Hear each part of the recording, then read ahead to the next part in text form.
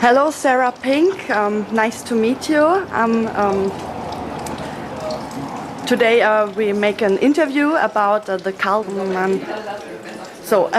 I've got some questions. I've read your text about sensual ethnography, and I would like to hear your meaning about sensual ethnography in everyday life.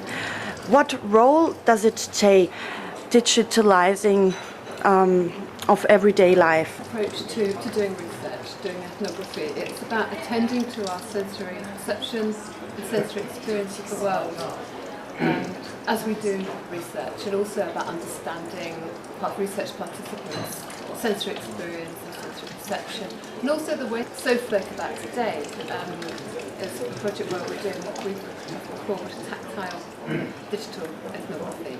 So in that project we're thinking about how when people use their smartphones or their iPads, how do they know and how do they feel through their fingers?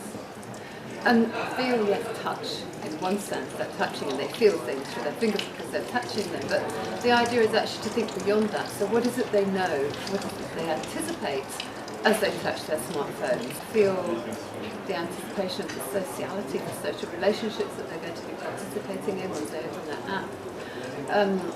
And how does that make them feel about the environment that they're in and what they're doing? So that's one question. I guess another question about digital media is what that I've done quantitatively. We were looking at questions around digital technologies and technological presence. So we wanted to go beyond the idea of digital media being studied in terms of their content, and even beyond the idea that digital areas are studied through in media studies.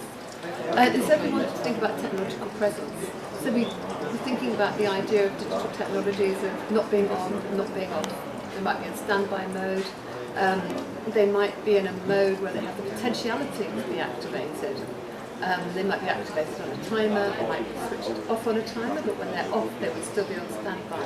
So really thinking about a digital world which part of the environment that we live in. Our experience is of an environment where digital media is present.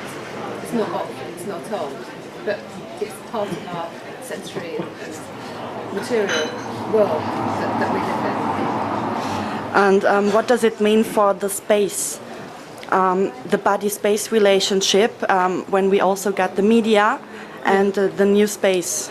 Think of ourselves as living in and as Tim Ingold says, as part of the environment, that we actually make those environments as we live in and we participate in the constitution as well. Then digital technologies and media representations are actually all part of that environment as well. They're in the environment with us. And the way that they are part of the way we experience the environment. They're also part of the way that the environment is constituted. And also what we do with those technologies. The media are also part of the way that we participate in the constitution of the environment as well that we live in. So they're things that we do things with physically, we imagine things with them, and we move through the world with them. And we also use them to represent things, we also use them to communicate with behaviour as well. So the modern sensual ethnographer has to account on these new technologies and yeah. I think that if we see digital technologies as being part of the environment that we are also part of and that we are all in that environment together, then our sensory perception of the environment almost inevitably engages somehow with digital technologies and media. Even you might try to find a context where there are no digital technologies. But in many ways, if you find a locality or a place where there are no receptacle about digital technologies, then the digital environment is part of the world that we live in and still probably somehow impacting it or relational to or framing those maybe non-existent places now anyway. Okay. So we can say that digital media opens a new space where we can participate, or yes, I mean the ways that digital media are part of the world that we live in are broad and complex.